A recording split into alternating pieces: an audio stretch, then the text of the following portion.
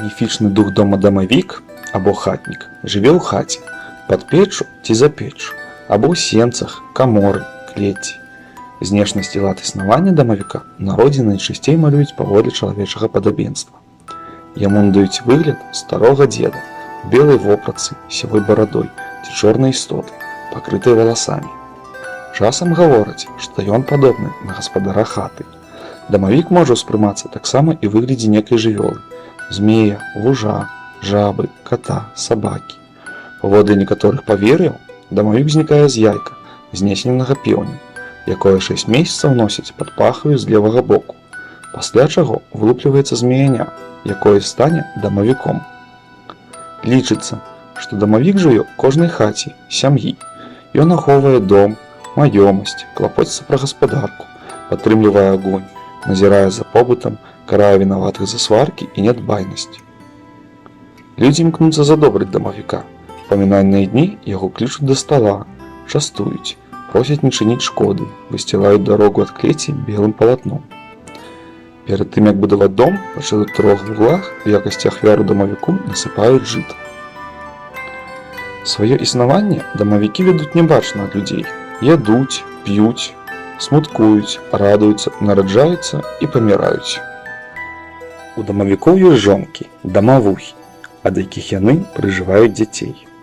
Дамавуха уяўляецца нізенькай, тоўстенькай, нібы дзежачка кабетай сярэдніх гадоў.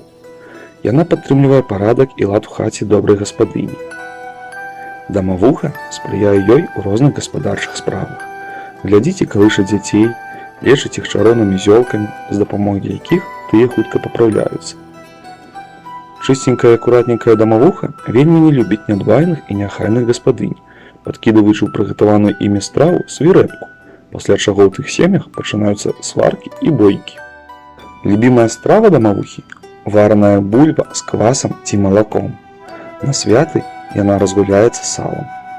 Ёсць дамавуха няшмат, але пільныя гаспадыні прыкмячаюць, што ў чыгунку паменшала бульбы, а з банку – малака.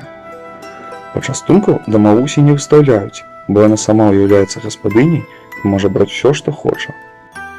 Дарослыя сыны дамавіка сыходзяць на новыя пабудовы, а дочкі ці выходзяць замуж за іншых дамавікоў, ці, застаўшыся ў дзеўках, залацяюцца да хатніх хлопцаў. Вобраз дамавіка спалучае ў сабе і добрае, і ліхое. Ён увесь час просіць для сябе работы, мые хату, мэблю, пёсіць жывёлу, прасушвае збожжа, меле зерне па начах. І разам з тым ён нібыта можа прынесці ў разлад у сям'ю, не ўраджай на ніву, падзеж на скаціну. Верылі, што дамавік заезджвае ўначы коней і кароў, душыць і шчыпае сонных гаспадароў, калі яны правінаваціліся, кідае начынне, б'е посуд. Дамавіку да ўсяго ёсць справа, яму блізка ўсё чалавечае. Ён, як і гаспадары, любіць мыцца ў лазні, парыцца, таму яму пакідаюць венік і вядро вады. Людзі любяць хатняга духа, пакідаюць яму цукеркі, гузікі і іншыя дробязі. Калі сям'я пераязджае ў новую хату, дамавік з'язджае разам з імі.